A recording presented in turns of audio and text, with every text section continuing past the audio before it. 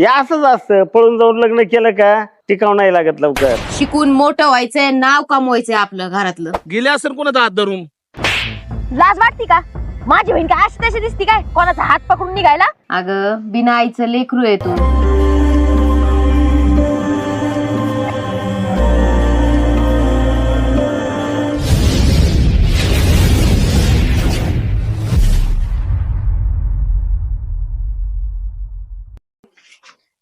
ही ताई पण ना नको नको ते काम सांगत राहते मला. आता हे काम माझे का?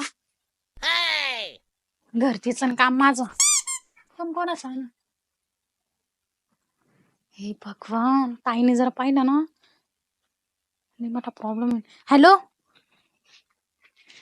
हॅलो